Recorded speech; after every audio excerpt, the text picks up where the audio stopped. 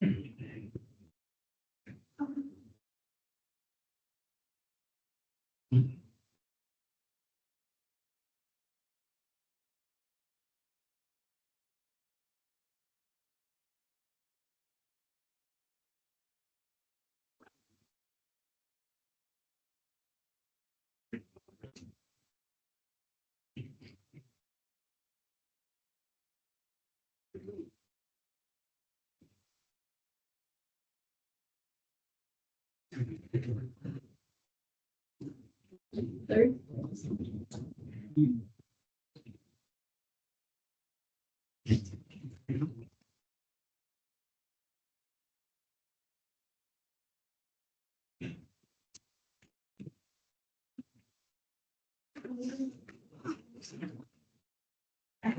Yeah, you the number on the card.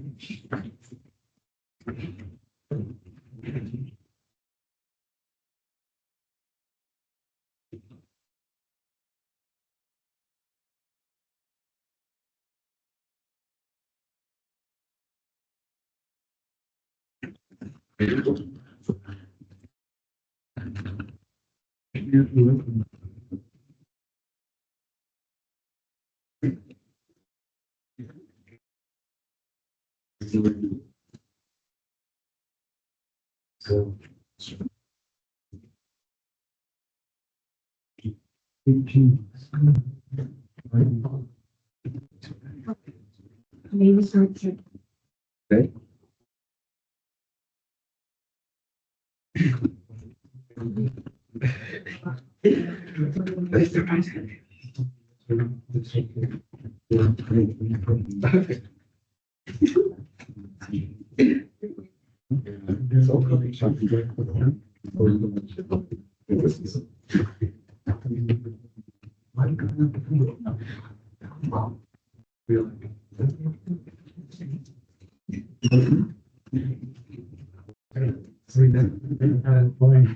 That is true.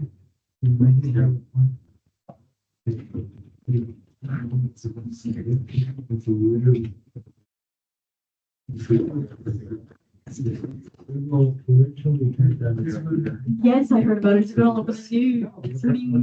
What kind of question? I don't know, can you taste it? A niche topic. It's been on every news. To see if you actually like. Pretty sure. Only the ones. That we ended. Whether you can do. How much. Yeah. Ah.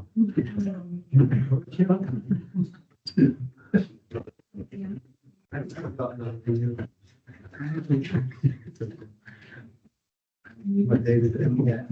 The original.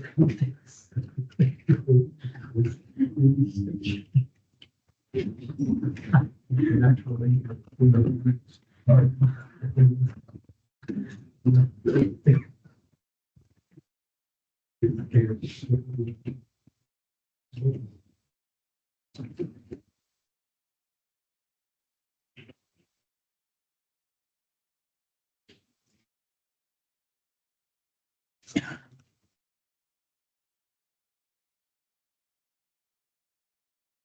Morning.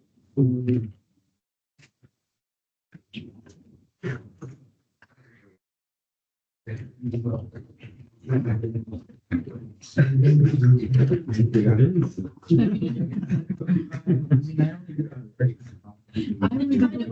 the curve that's found in this region. Basically, we got this curve. We have a cube function. This is y x cube.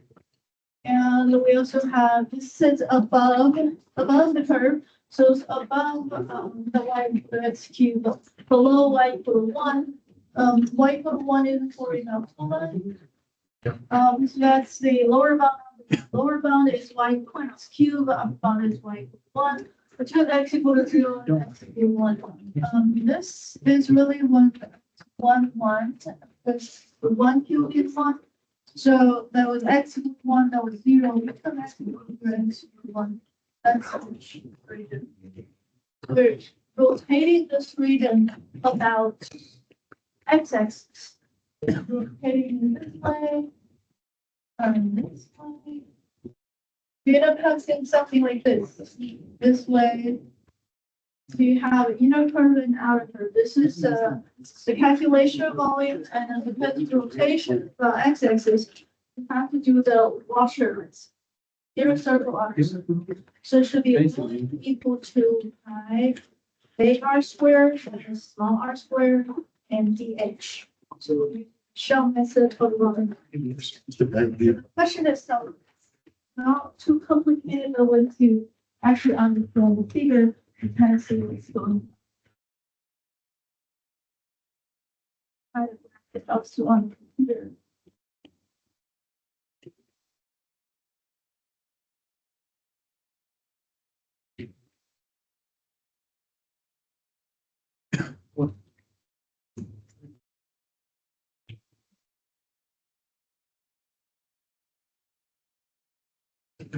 Draw the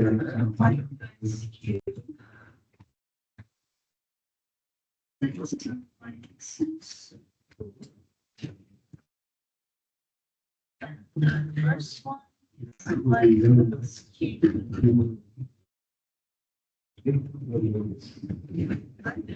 the second one, next one, put it down to one. The x zero is a vertical line.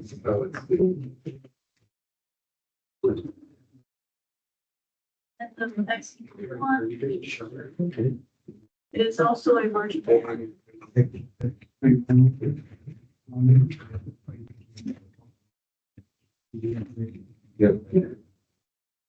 Okay, so basically you have an upper bound, lower bound, left bound, right bound. So the region bounded by all four of these. We're rotating this about x-axis, so rotation.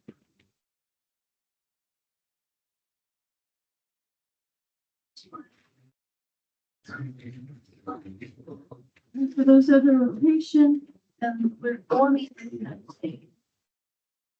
You have an inner circle, you have an outer circle. The volume is we're using the Washer method, integration of outer radius squared minus inner radius squared dh. Radius and height are perpendicular. We have this part is radius, this other part is height version. You can see this is our height.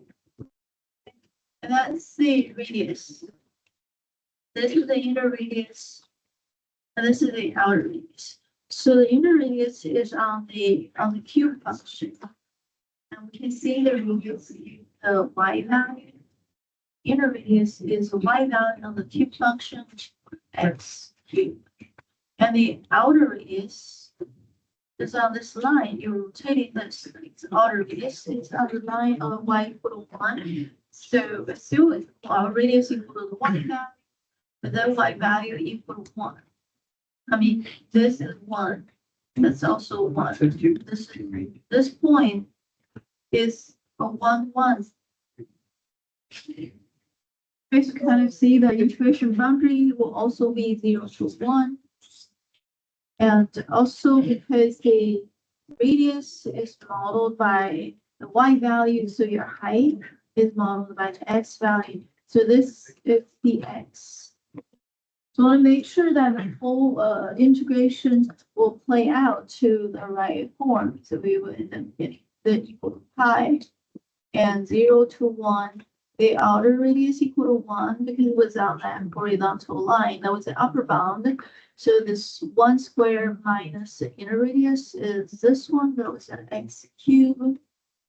You have to square this and then become x to the 6th power. And then lastly, we have the h is also the x because the h is in this direction. The h is parallel to the x-axis. Because it's parallel to the x-axis, it would be x. That's the integration. It's pi 0 to 1, 1 minus x to the 6th power. You know, finish the integration. Hope that you were able to.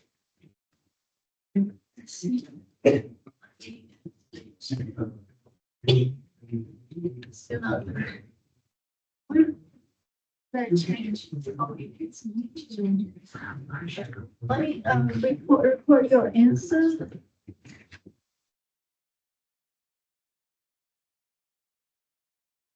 Okay, so if you're online, you can also be able to submit the answer. Thank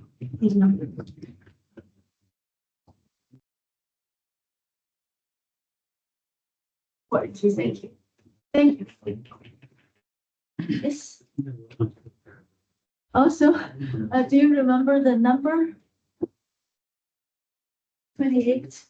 I see you already have a computer on. You can also find the Flickr image on your computer, which might be better one, but let me see. I can take to the card. I can take a picture of this and insert with your phone. With your phone or your computer. Because I have students that take a picture with their laptop. It has a bigger image, which will make a bigger image easier to scan than small image.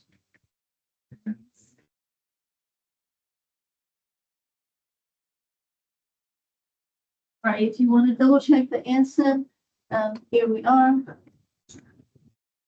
So then finally we start with this volume. Arrive at this calculation after analyzing the radius and height.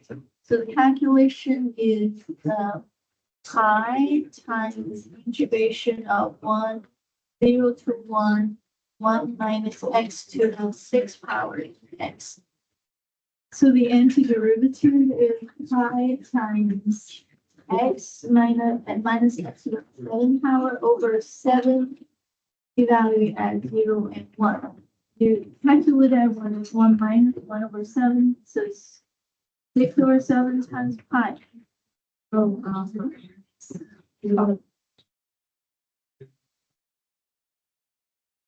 isn't this not the right one? I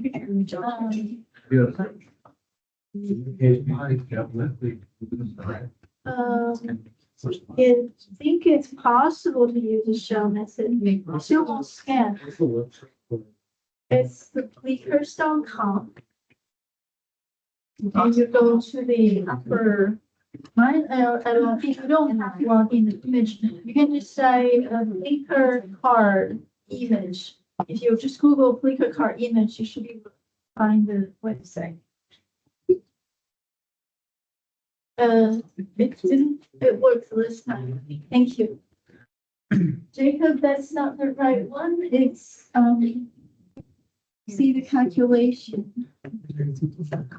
Right, so it's pi times the integration 1 minus x to the 6th power dx. And the derivative is x minus x to the 7 over 7, x equal to 1. So it's 1 minus 1 over 7.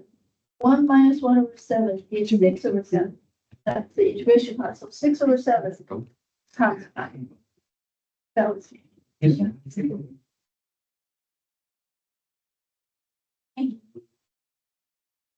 Aaron, that's not the right one. Oh, sorry. Yes, like. I didn't have a full up. I worked, yes. Yeah. you can bookmark or can save an image. It's better than because our phone kind of skew the whole thing sometimes. Also, the brightness often didn't work out, so we kind of have to. When you take the picture, your phone has to be super bright, but when you scan it, you have to lower the brightness to make sure it's covered. Okay, the final answer for the question. Is this? So it's 6/7 pi. This is an example of using the Washer method. Your question was a good question, but maybe we can calculate it with the shell method. That's a good question. Let me get rid of all these. We probably have the same radius and height, so we would follow a different approach for the shell method. All right, the shell method formula is volume equal to 2 pi RH and then dr. That was the formula with the shell method. If we do that, all right, so if that's the case, then you see our radius is in the y value. So r equal to the y and h are the x value. So we will have to identify the h. This is our h. Look at the layer of the shell. Are you with me? Okay. So then this is going to be a dx. So it will be 2 pi integration. We have y, h, dy. All right, radius are the derivative of the integration variable. You have to analyze the h. This is the h. You have to identify the endpoint of the h.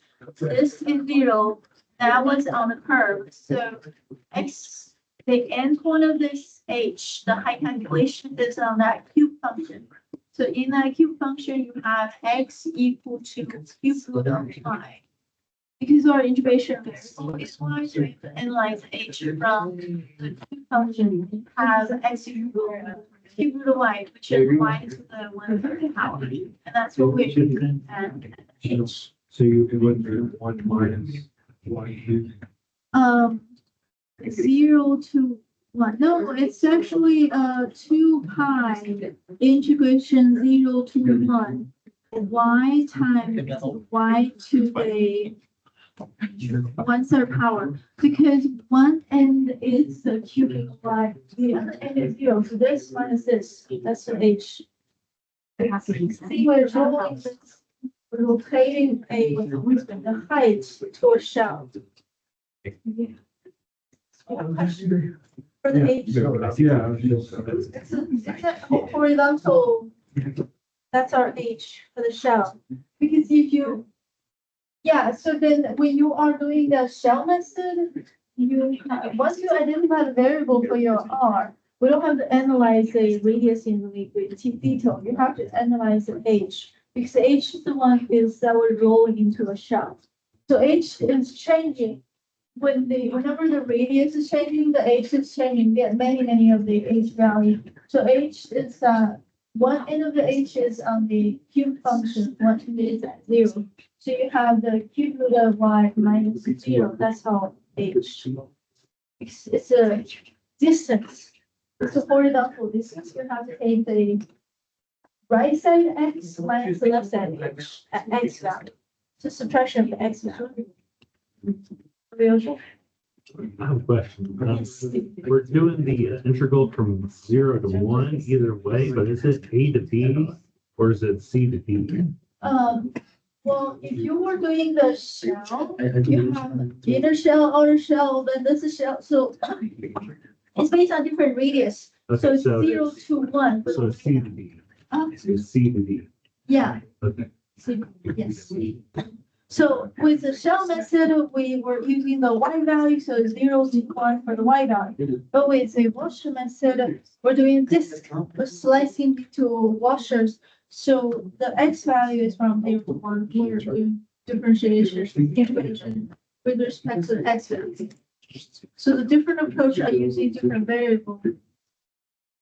Yes, like for the, this method, the first one we did, it was, X, and then for the washer method, it's one around the X. The values of Y. Yeah, Okay. so this calculation should provide rough, basically, we should give a same answer.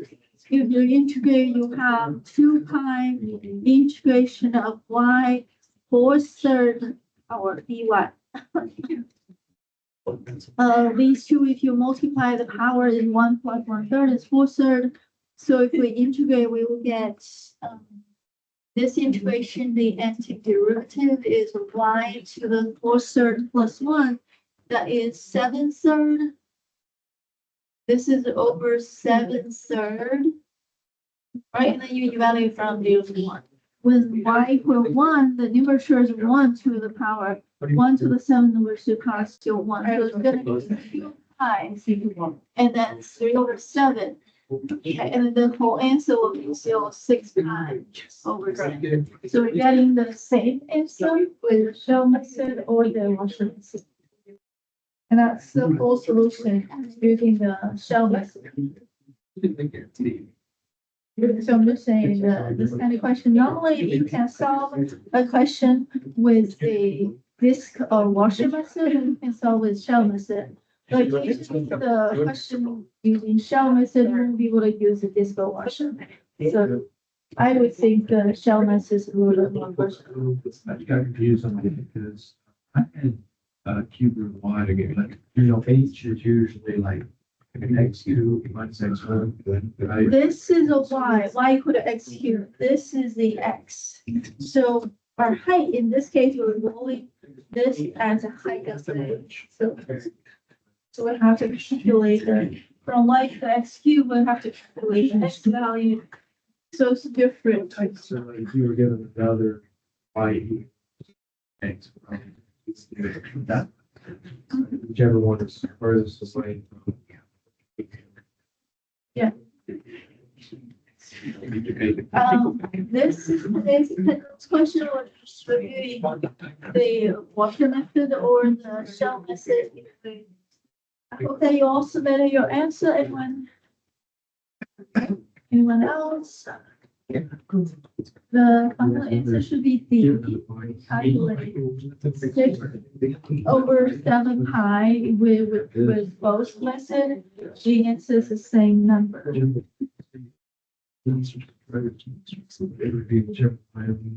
you have any homework question that we should talk about? We schedule our second test for this Thursday.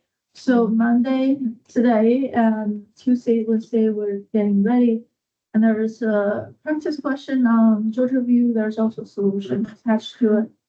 So let me know if you have any question when you're getting ready for the test and finish up any homework. Any question? We gradually started chapter 8. Moving on something more numerical than what we were doing. There's less integration going on in chapter 8, more of an analysis and line relation. So let's look at what we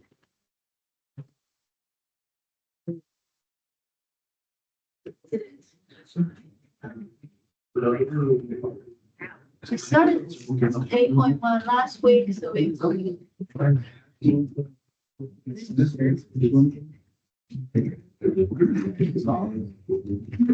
download those files because one was the one I did last week. You were version of the file. And fully finished all the type. Copy.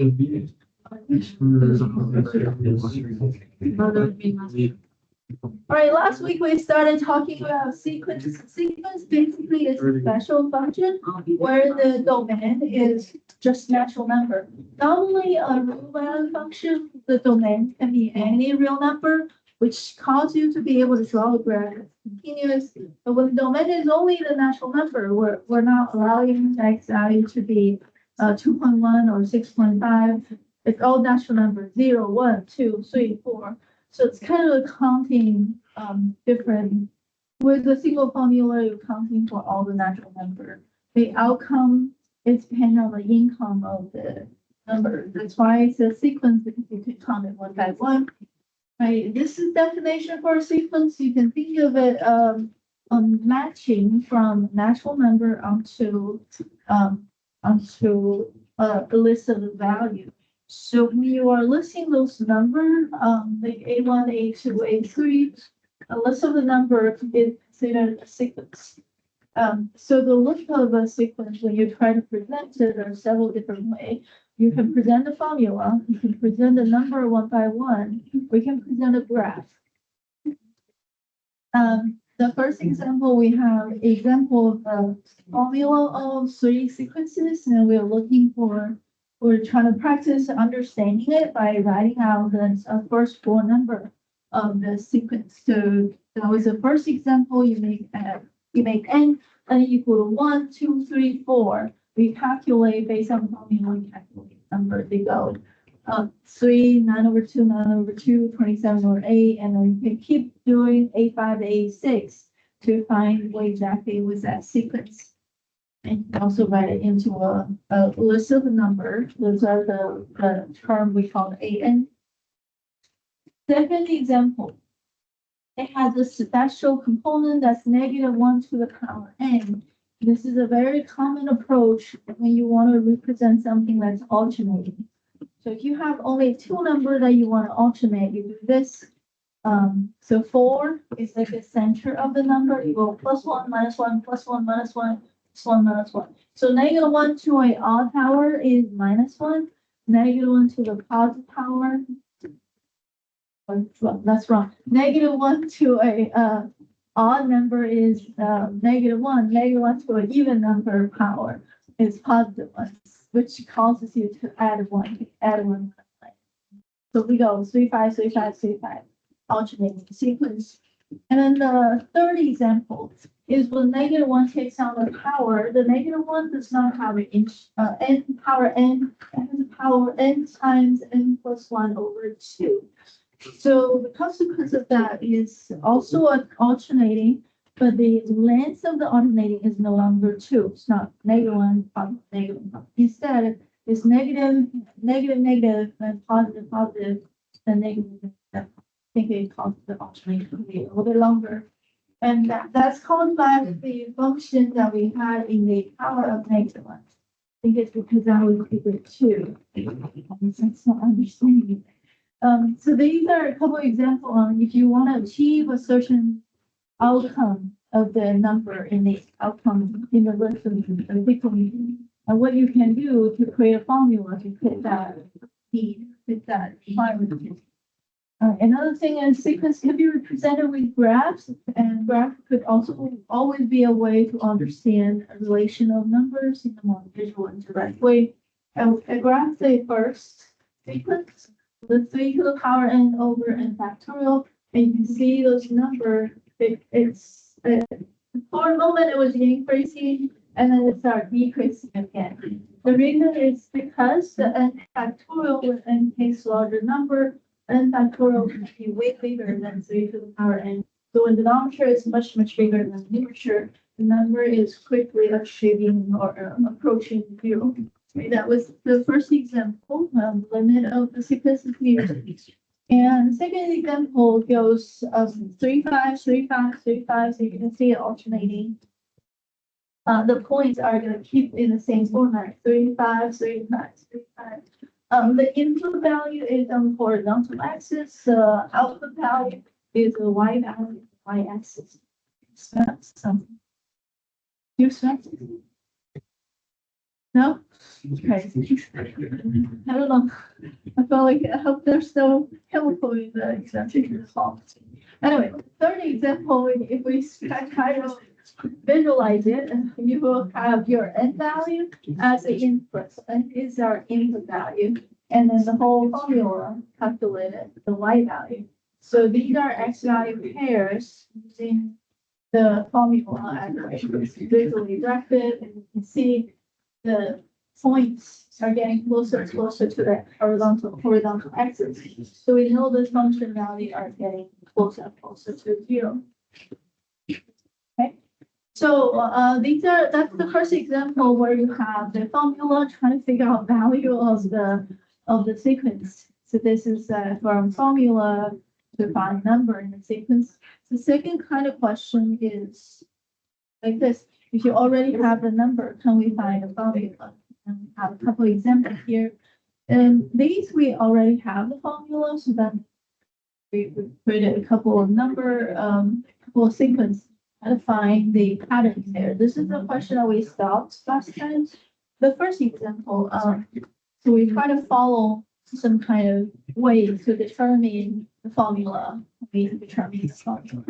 The intuitive way to is look at these number and try to figure out if there's any intuitive way to guess the next number in the sequence.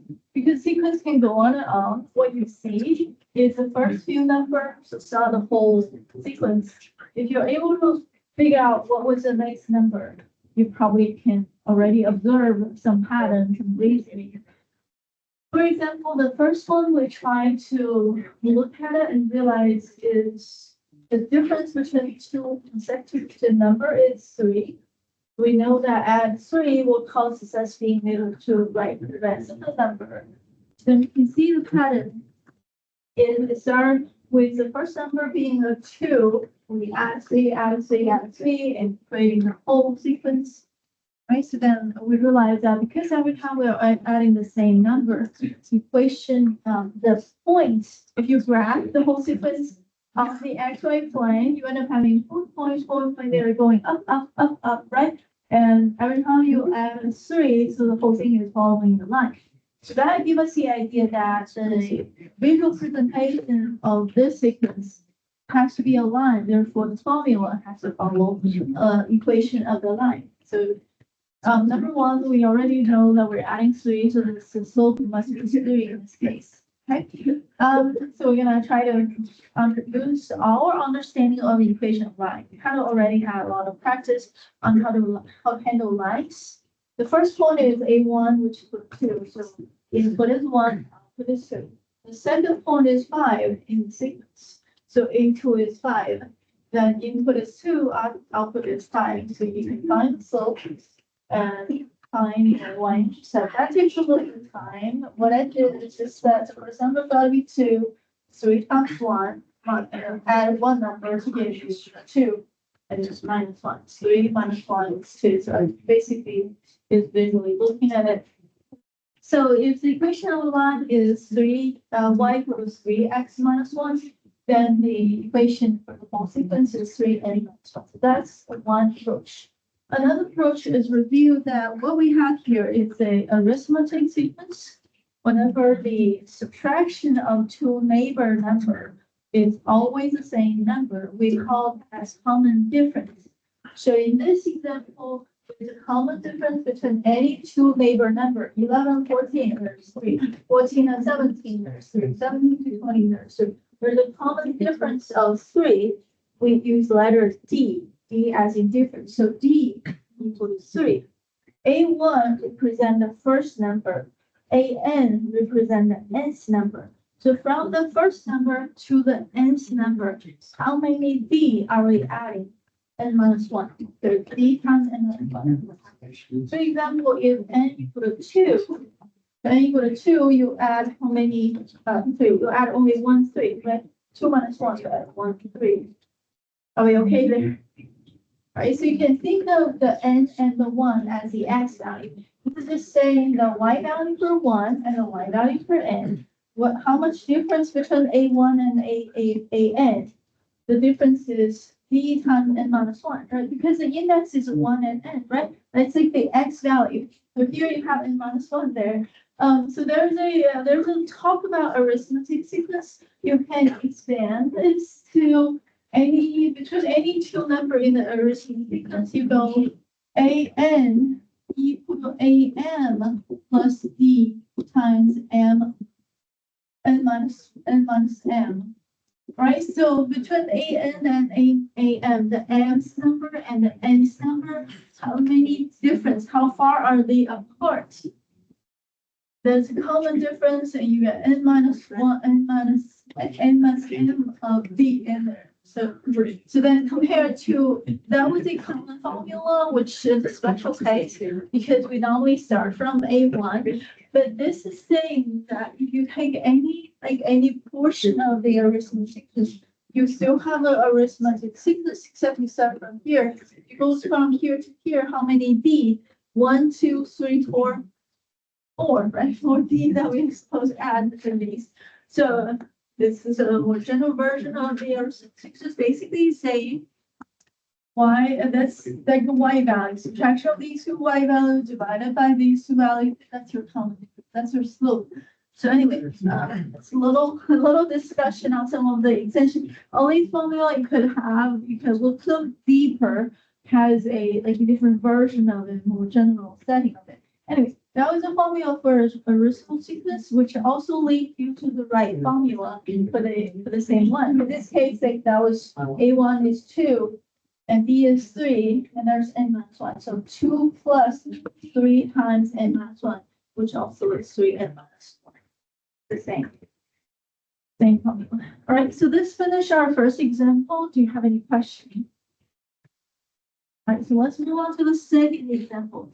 So what do we observe? You guys see that there's -5, and then there's 10. So you see the patterns. It's positive, negative, positive, negative, positive, negative, right? Right. How do we make sure that's happening? You go -1 to the n power, right? Yeah. I guess it's -1 to the n minus 1 power to guarantee the first one is positive, right? -1 to the n power. When n equal to 1, it's -1. That this is negative. But then the first one is not negative. So we start with -1 to maybe n plus 1 power or n minus 1, whichever one. Okay. So then let's look at the number. The sign can be settled. The sign, you go -1 to n plus 1 power. That's the sign. But then the number. There's 2, there's 5, there's 10, there's 17, 26, 37. What pattern do they have? Can we guess the next number? The next number, it looks like it has to be positive, right? Positive what? What do they have in common? 52. 2, 5, 10, 17, 26. Next one is 50. 2. 50. Why is this 50? Well, if you were to square 1 Uh-huh, and then add 1, I see. multiply by -1 to the n plus 1 power. Okay. you get to- Right. So it looks like the 2 is 1 squared plus 1. The 5 is of course 2 squared plus 1. The 10 is 3 squared plus 1. So it looks like every one is this of the number, ignore the signs, then 2, 5, 10, 17, 27, 37. They all kind of have this relation with n squared, right? They don't, so you cannot do the n plus or something. The difference is 2 to 5 is 3, 5 to 10 is 5, and then 10 to 17 is 7. So it's 3, 5, 7. So you have the increment of the increment. The increment have increment, right? The first one, between the increment is always 3, we have a common difference. Second one does not have a common difference, but it has a increasing power. So that means that this sequence has a relation with power 2. You have layer. If this one is a common difference, so has relation with say the number n, but the second sequence, because the increment of the difference 10 to 17, 17 to 26, that was 9, and then 27 to 37 was 11. So the relation is with n squared instead of n. Okay, so it's n squared plus 1. Right, so that lead us to this understanding. So if you keep writing the number after that, 37 is 6 squared plus 1. 7 squared plus 1 is 50. 8 squared plus 1 is 65. 9 squared, that was wrong. 9 squared plus 1 should be 82. And then it should be 100 plus 1, it was 101, right? So the number I was writing there was wrong. But anyway, the pattern that we're observing is n squared plus 1. And of course, the n squared plus one is positive. You have to multiply -1 to the n plus one power to guarantee the alternate signs. So one portion is a sign, the other portion is value, and these two are supposed to be multiplied. You add and it causes you to change the value. So we don't want to change the value, that's why we multiply sign, we don't add the sign. Any question? So that was the final formula for the second sequence. Do you have any questions? So that's our answer to this one and the next one. Right, the next one, we can also observe some pattern, and we're not adding or like this one, we're still adding, right? The number 2, we're add 3, add 5, add 7, so you can see that is the n square input value square is what we hold on. Number 3, what we have is time 1, time 2, time 3, time 4, time 5, time 6, right? We're observing is multiplication. So number 3, relation between two neighbor numbers is not a summation, because if you submit or subtraction, that's 0, that from 1 to 1, there's no change. From 1 to 2, if you plus 1, there's plus 4, there's plus 18. So it's hardly any visible pattern. So for question 3, for sequence 3, what we observe is the multiplication. So time 1, time 2, time 3, time 4. So 1 time 1, 1 time 2, 2 times 3, 3 times 4, 4 times 5, and then times 6, right? Multiplying. So then what do you have? If you keep multiplying number, you end up getting, if you did 1 times 2 times 3 Is that times 4, exponential? Huh? That's exponential. exponential. Actually, it's factorial, right? 1 times 2 times 3. Yeah, it's factorial. Factorial. So because we are multiplying increasing integer, we have factorial. So that gives us the formula for this sequence. The first one is 0 factorial. Second number is 1 factorial, 2 factorial, 3 factorial, and then 4 factorial, 5 factorial, 7 factorial. And then the whole sequence are all factorial numbers. So that's number 3. There's some multiplication relation. So the first two sequences we observe summation in between the two neighbor number. The third sequence we observe some multiplication. So okay, number 4. And you can see, are you able to guess what was the next number? Okay, so it's the next number.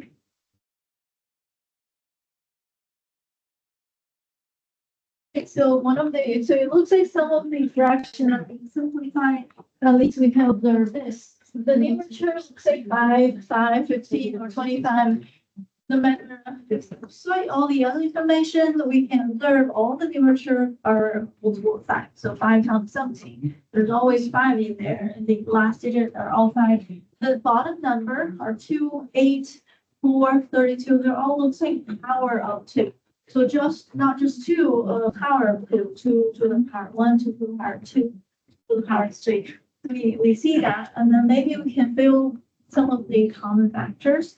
So we can make it power, see that 32 is 2 to the power 5. So maybe that's 2 to the power 4, 2 to the power 3, 2 to the power 2. And then after filling out the denominator, we also have to fill out the numerator because we don't want to change the sequence. So that's 2 to the 5 over 2. You make that one 4, that one is 10, right? Right. The second number is 5 over 2. But if we make the denominator a 4, the numerator will become 5 times 2 will be 10. And then the fourth number, if the denominator not 4, the denominator is 16, which is 2 to the power 4. The numerator of the time, which would be 20. So if we force the denominator to change to change the denominator, go 2, 4, 8, 1, 16, 32. So then the denominator will have a visible pattern instead of just that. So then the numerator will also change correspondingly. So 5 over 2, that was originally there, but then the second one was 5 over 2. Now we changed it to 10 over 4. It would still be the same number, right? So we'll just try to make it more pattern. All right, so I'm writing out a pattern in the numerator and a pattern in the denominator, and then this is actually the same sequence if we divide them. Okay, and now they have more pattern. The numerature is an arithmetic sequence, right? 5, 5, 5, 5, yes. So how do we represent the numerature? And times 5. N times 5, Five n. yes. The denominator is, 2 raised to the n. right, it's 2 to the power n. So we can have the individual formula for the numerature and the denominator separately. Once you figure out a formula for the numerature, a formula for the denominator, all we have to do is do that fraction. So the final answer to this example is 5n over the 2 to the power n. Any question? The calculation of it might take some time. If you have any really difficult sequence, one way is try to identify pattern, observe them. The other way, but the bottom one, we call this a geometric sequence. Have you guys heard of a geometric sequence? Yeah, arithmetic sequence is the first one. Geometric sequence is when you are repeated multiply the same thing. So you got times 2 times 2 times 2. And the formula for geometric sequence is A1 times the common difference is being called R, because that was the common rate. It's like because common difference and rate. So A1 times R to the power n minus 1. Just like that one had the D times n minus 1. Now we have power n minus 1. So in this case, it's 2 times 2 to the power n minus 1, which is 2 to the power n. Anyway, for geometric sequence, we also have a formula for it. And we'll talk about that more when we have more examples later. Okay, so these are solution for all 4 sequence. Now we figure out a formula for each one of them. Do you have any questions? So this first 2 question practice the relation between the sequence formula and the sequence number. We should be able to go back and forth. Now let's move on to a little bit more calculus. Now that we define the term of sequence, one of the things we want to talk about is the limit of the sequence. We have a limit of function. Now sequence is a special function, so therefore we should be able to calculate the limit of the sequence. What's nice about a sequence is that we don't focus on infinite number. Because sequence is discrete. So it's discrete and it doesn't have a local limit. So we don't want to talk about limit of an when n approach 5. I mean, it's A5 is A5. There's no limit to it. There's no past because it's discrete. But it has a long term. When n go to infinity, that's the only limit we care about for sequence. So sequence, you only have one limit to talk about. But for function, limit of function at a point, limit function and at point 1, point 2, point 6, because functions continuously have lots of different ways to consider. Is limit, no, here always what we have is definition of the limit of the sequence. If the limit of the sequence is L, that means an and L can be infinitely close. So how do we formally define this infinite close? So we use a number to mimic the relation. That's the epsilon. So given any epsilon possible, epsilon is a really small number, we can make an and L. The difference between an and L is less than epsilon. And make that happen. How do we make that happen? We will choose large enough n because an is approaching L. So when n is large enough, an and L is almost the same. So how do we make n large enough? We can find an whenever n is larger than m. That's what we call large enough. M really is a boundary for that large enough idea. If you can find an m, when n is larger than m, an minus L is less than epsilon. That's when we can tell that an has the limit equal to L when n goes to infinity. Let's see epsilon delta definition of this limit. This is a discrete limit, unlike our function. Any questions? The convergence, divergence terminology are the same when this limit exists. We say the sequence converge. When the limit does not exist, we say the limit diverge. Any questions? You can see most of the most of the arithmetic sequence, they diverge. Because arithmetic is those number, it follows straight line. So it doesn't really approach any split number. It goes in increasing line goes infinity, decreasing goes negative infinity. It's basically a line, arithmetic sequence, they don't have any fixed number limit. So most of the conversions are and talk about limit of the sequence. All right, this is relation between the limit of a sequence and limit of a function. Now, function, like we said, function can be the sequence. Function has x value, can be any number, but the sequence, the n, which is the input, can only be natural number, 1, 2, 3, 4, 5, which is natural number. Actually, we have infinite natural number. We also have the number in the real number system, but still the real number is much bigger set. And the natural number, infinity are not all the same. That number of natural number is infinite. Number of real number is also infinite, but it's way more than the number, natural number that we have. You understand what I'm saying? Okay, so this is a relation between the two. If the limit of a function equal to number L, when we mean finite number L, not infinity, L is not infinity. If the function have its limit, that is guaranteed that the sequence also have the same limit. That's about limit at infinity. And that relation can be very useful because our calculation for limit of function, we have more tools. We have log tools. We have limit of the polynomial. We have limit of exponential. Many of the properties for function still apply. So we do have a lot of result already of limit of function. But limit of sequence is kind of new and there's limitation to limit of the sequence. That's why we bring out their relation. That way, all these past result or knowledge we already have on functions still apply, but only at infinity. Okay. However, we have to be we have to cover the other situation. What if the function's limit does not exist? Does that guarantee that limit of sequence does not exist? The answer is no. Sometimes the function do not have limit, but sequence only a small set of those functions. So the graph, the point on the graph of the function. So sequence might still lead to finite number, even though the function does not have a limit. So you have to study case by case when the limit does not exist. This result only guarantees function has a limit, sequence has a limit. On the other hand, if the function has no limit, the sequence we have to do is the case by case. And that's part of the reason why we have to study sequence, because it presented a different scenario. All right, let's look at example.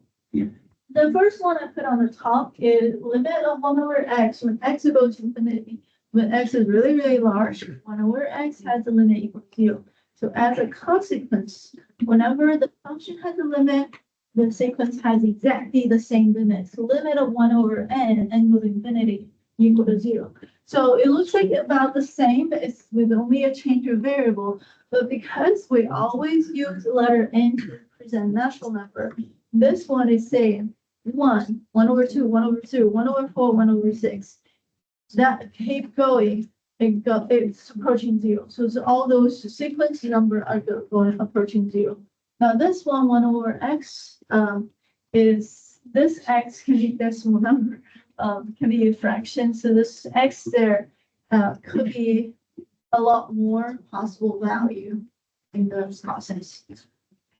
So visually, this will be a curve that approaches 0, usually getting close. And that one is dot.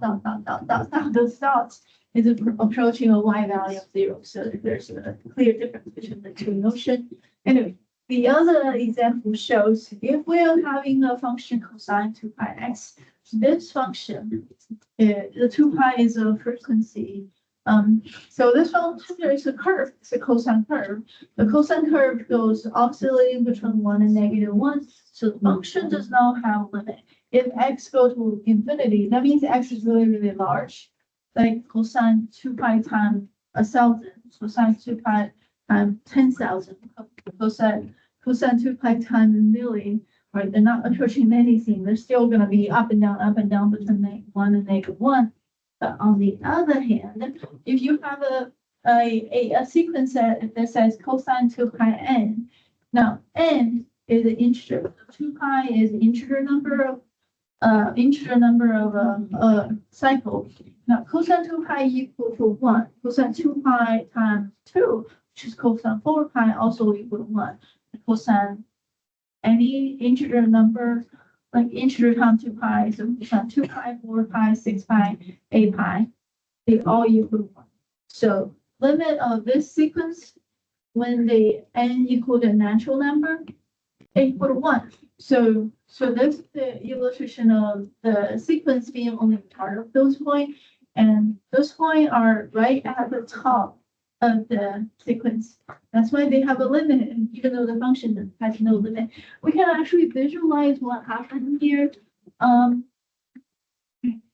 So for example, the function part.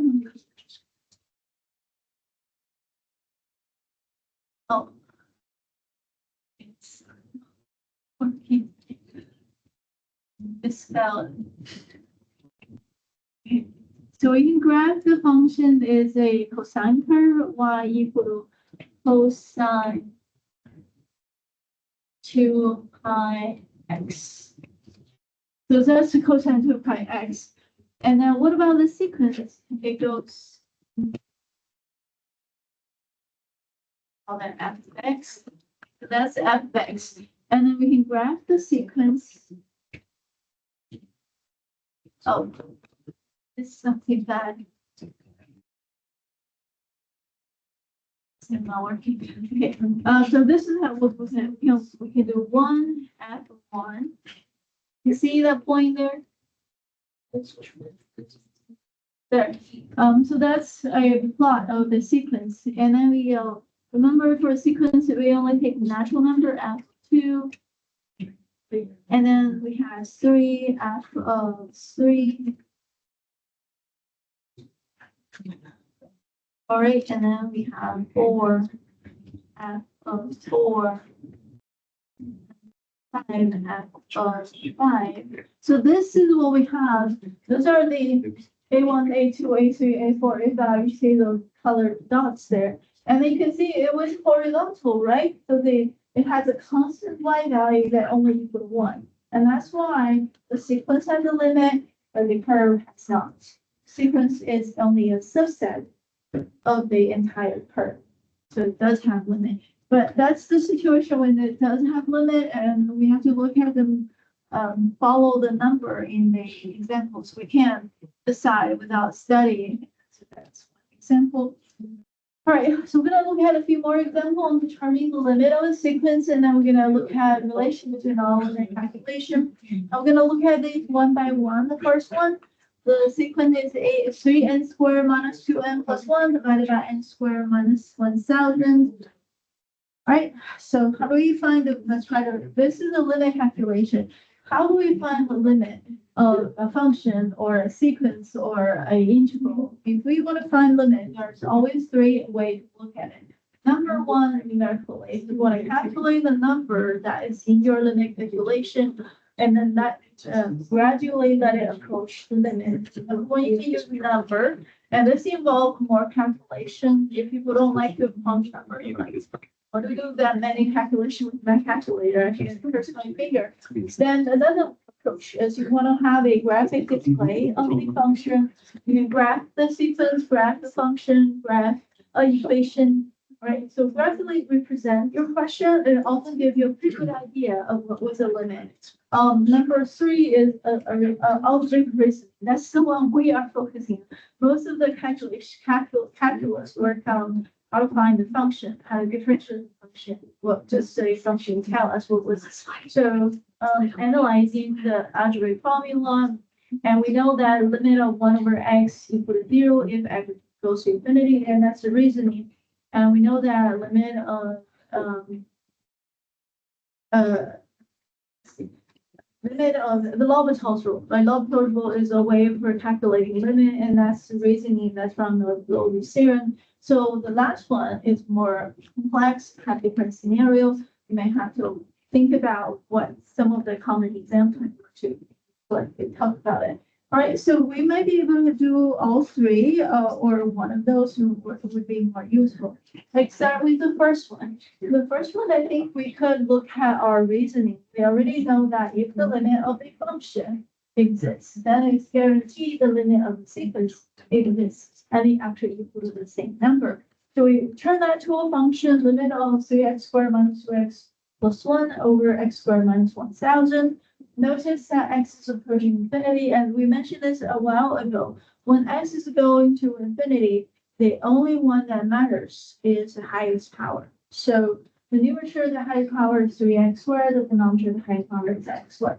So 3x squared over x squared, that is 3. So the limit of this function actually equals 3. And therefore, for the sequence, it will have the same limit. So for A, we apply that relation earlier. If we have a limit, then the function limit works all very good. But if the function does not have limit, then we have to question the method. So that's number one. Any question? Number two. I actually want to say there's no limit. But in order to say that, I cannot use the limit of cosine x. I know limit of cosine x when x goes to infinity does not exist. But we remember our reasoning, when the function has a limit, it doesn't guarantee the sequence has a limit. So we kind of have to look at the number also as the graph. So in this picture on this side, I calculate all those cosine 1, cosine 2, cosine 3, cosine 4. You can see 0.54, 0.41, 0.98, 0.65. There's no pattern whatsoever. So if you look at all these function value of cosine n, they're not going anywhere. They're just oscillating between 1 and -1. On the other side, I make the graph of the cosine. So you have that's cosine 1, cosine 2, cosine 3, cosine 4, cosine 5, cosine 6, cosine 7. You can see that we visibly see that cosine wave is going up, right? The cosine number, as the number gets bigger and bigger, it's gonna keep going.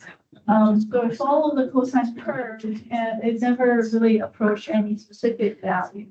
So it's not going up, it's not going down, it's going up and down, following the cosine curve.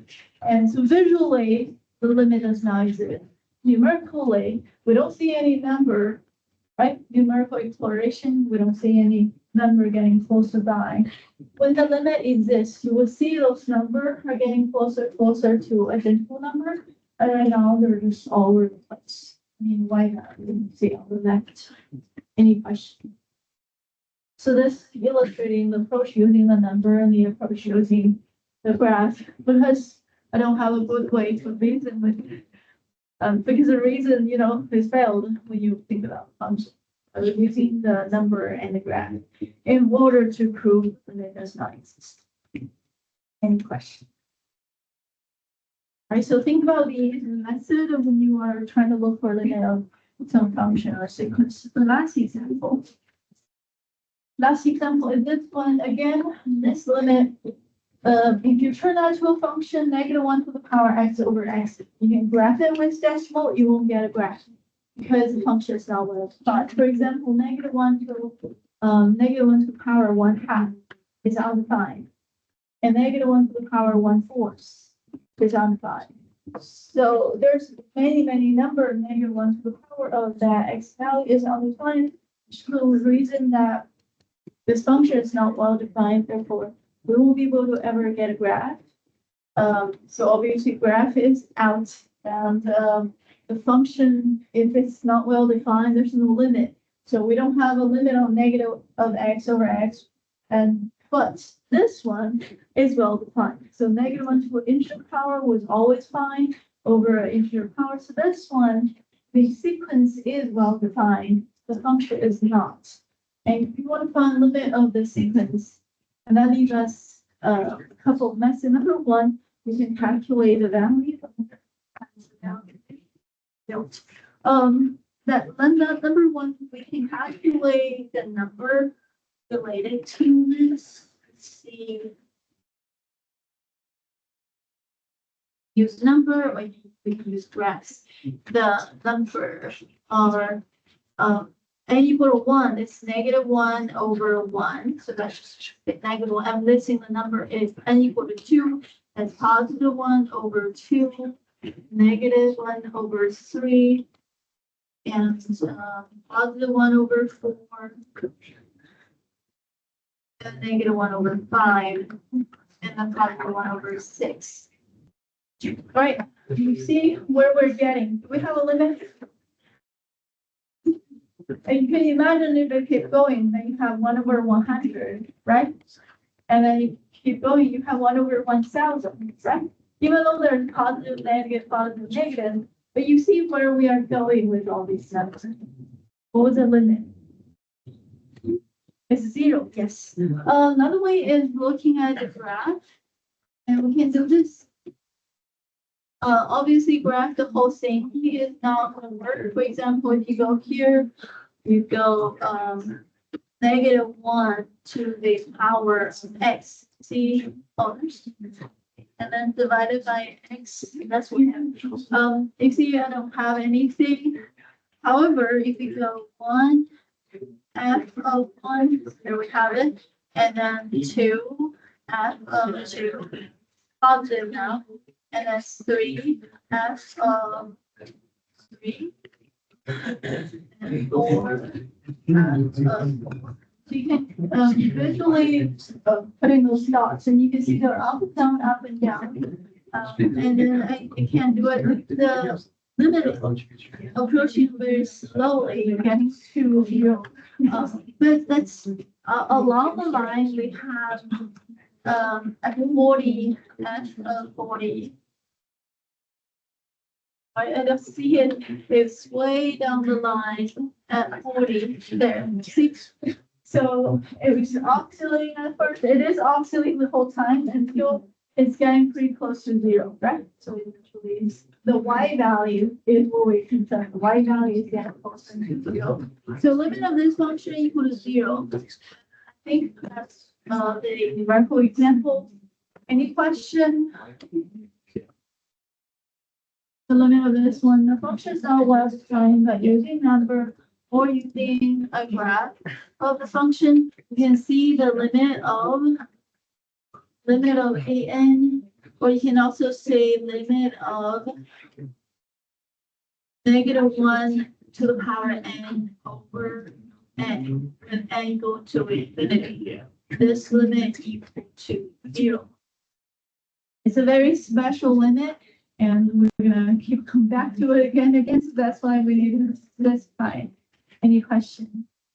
It's all because the limit of 1/n approaching 0, then 0 attach that sign. -0 causes 0, doesn't really matter. So the sign is not impacting our final answer because the absolute value of the whole thing is approaching 0. Then the sign is not. Okay, so answer still gonna be 0. All right, so then let's talk about this one rule.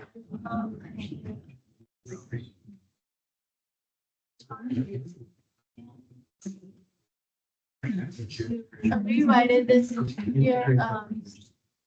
Right. So we'll start from here. Now that we are talking about limit, there are a couple of patterns that we can observe in the limit calculation. Number one is when the limit equals to 0. Now, what we have is this: if the absolute value of a function or a limit equal to 0, then the one without the absolute value is also equal to 0, just like the one we were working on. And then there's -1 to the power n over n, but if you take the absolute value and get rid of the alternating sign, then the an that we had previously, like this one, third example, if you take absolute value, -1 to the power n only affected the sign. So the -1 to the power n after it takes absolute value, it would just be 1. So the absolute value of the an is 1 over n. The 1 over n has limit equal to 0, so then the original sequence has limit 0. And that's a very convenient result, saying that if the limit equal to 0, then the whole thing have a limit. If the f value equals zero, then the sequence is equal to zero. And that was nice because whenever the limit equals zero, you can just say the x value worked, and then we were able to offset any of the sign. The sign doesn't matter as long as the limit equals zero.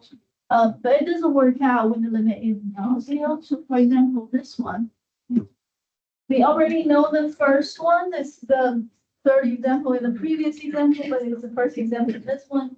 Number one, example one, limit of an equals zero. Because limit of one over n equals zero, you remove the sign. However, this one, on the second example, you see, if we take the absolute value, if you take the absolute value, it's n plus one over n. Now, n plus one over n, what will happen to that one? The limit actually equals one. So this one is the contrary limit. If the limit is not zero, we don't have that convenience. So for this one, if you are just calculating, so that was just a sign, like this, only control the sign, positive, negative, alternating signs. If we ignore the sign, then we have limit of n plus one over n. When n go to the infinity, what is the limit n plus one over n? When n go to infinity? It's a limit. N plus one over n, what's the limit? Would be n plus one over n would be infinity, right? It's the Be zero. N go to infinity, but this one No, it would be also go zero. to because the one doesn't matter, this is infinity, so it's really limit n over n, right? And therefore the limit equal to one. N plus one over n, when n is 1,000, it's 1,001 over 1,000, pretty much one, right? So the whole limit equal to one. Right, so so that means that n plus one over n is roughly equal to one, because the whole sign has alternating sign, it will go, not negative one, positive one, negative one, positive one. It's not exactly negative one, positive one, but it's roughly that way, right? So it will be alternating will be impactful, so that we don't have a limit. Okay, so you're gonna see they're alternating up and down. And it's significantly bigger. It's one, right? You can't really make the one go away. If it's zero, negative zero, positive zero, doesn't matter. So the alternating sign is not affecting zero, but it's definitely affecting any other number that's not. So this one do not have a limit. Any question? This, we're just illustrating the point that when the limit equal to zero, then with the absolute value of limit equal to zero, then the whole sequence has a limit equal to zero. But when the limit, ignoring the sign, the limit is not zero, then the whole thing has no limit. It's ultimately the sign is number two has no limit. Number one has a limit equal to zero. That's our answer. We're trying to covering the one of the properties involved.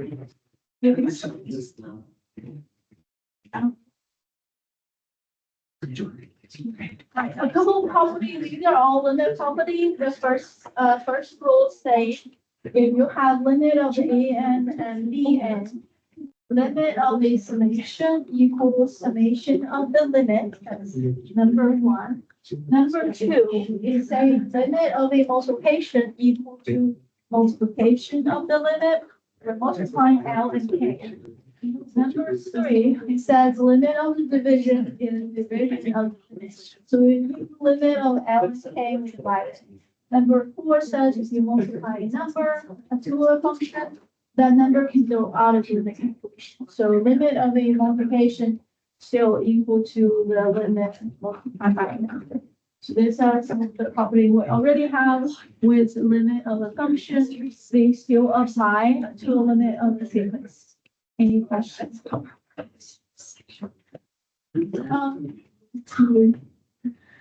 this is applying the property, and then here we have an example.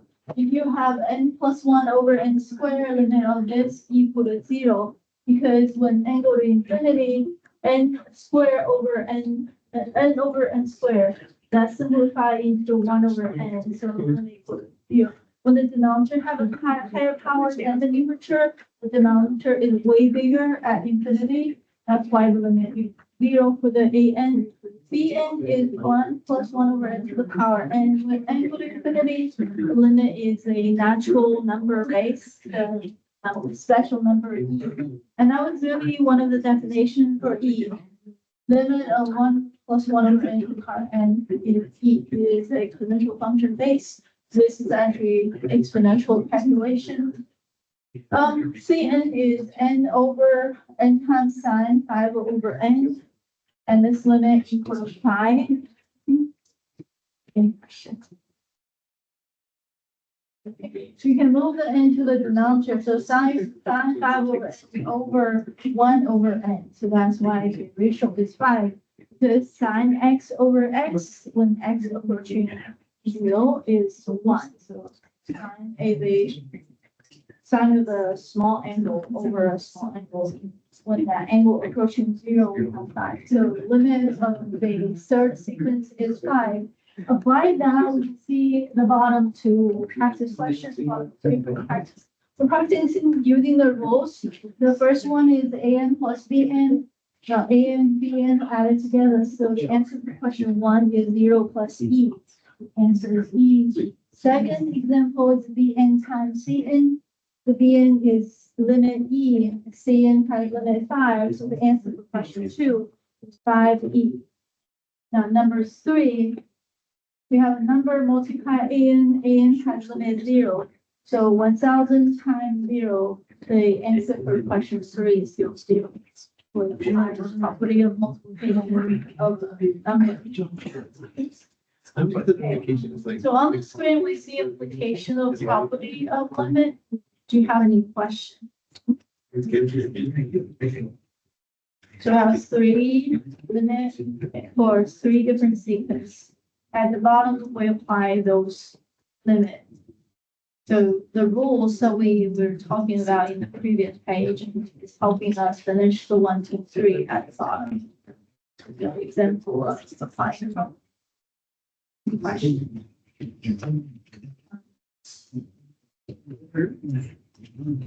Right, let's talk about unbounded and unbounded for a sequence. Have you guys talked about bounded for a function? Bounded function, unbounded function. Have we mentioned this before? Okay. So bounded means that we have boundary. So the function value have a boundary or the sequence value have a boundary. So the first definition says if we're able to find the lower bound and upper bound, that the function value or sequence value is in between. So if n is between m and bigger m, little m, this m and m are the lower bound and upper bound. So basically, if you can find a finite lower bound and upper bound, then a sequence called bounded. To be bounded, you need a lower bound to have the upper bound or the sequence. Any questions? That's what we call bounded. Are we okay with the term bounded?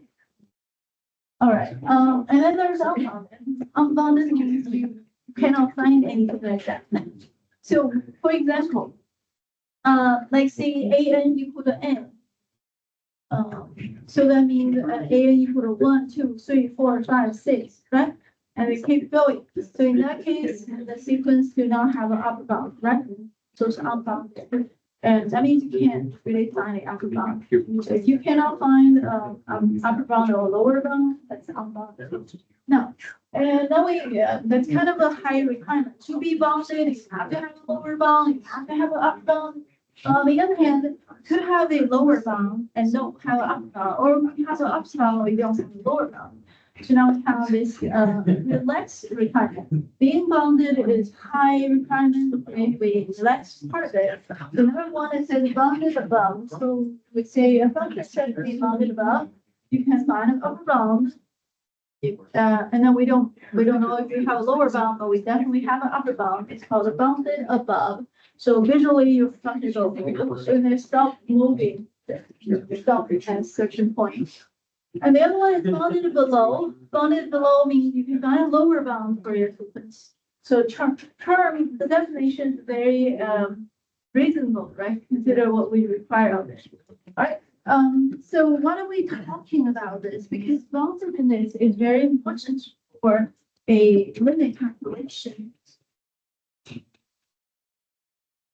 Right, this is a little exercise of determining the boundary. The first one is 1/n. You know what's 1/n? 1/1 is 1/2, 1/3, 1/4. And it obviously 1/1 is the highest number, right? Right? 1/1, 1/2, 1/3, 1/5, 1/6, keep going, right? So the upper bound will be at 1, or maybe 1.1 if you want to make it fully, completely, absolutely bounded above. And then bounded below, do you know what was the lower boundary? 0, right? 0 to 1. So the first sequence definitely is bounded, and number 2 is 2 to the power n. Are we able to find the boundary to 2 to the power n? Think about 2, 4, 8, 16. This one, we can't have an upper boundary, right? Well, maybe a lower boundary, you can bound the bottom at 2 and then keep going, increasing, right? So this one, it's unbounded. We're not able to find an upper boundary for 2 to the power n. So why are we talking about this? And, a convergent sequence, I got a time.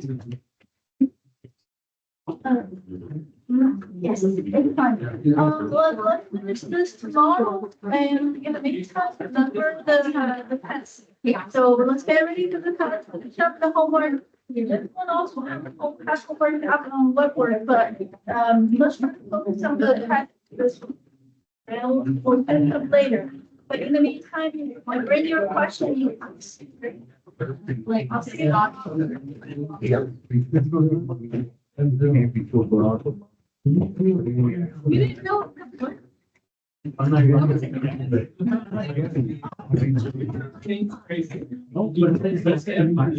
Yeah. You're right. Like, still not like. Don't you remember the president's cookies? The ones that they. No, I mean, like.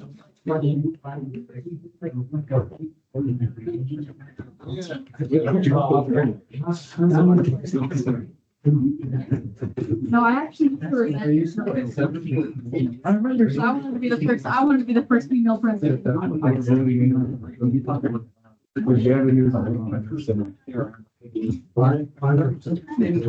I just keep saying.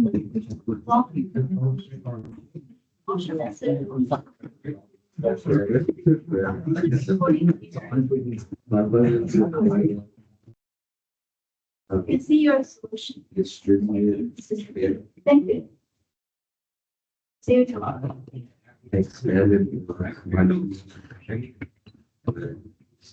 Oh. And then back into the sign is the. Oh, is it like that one question? Yeah.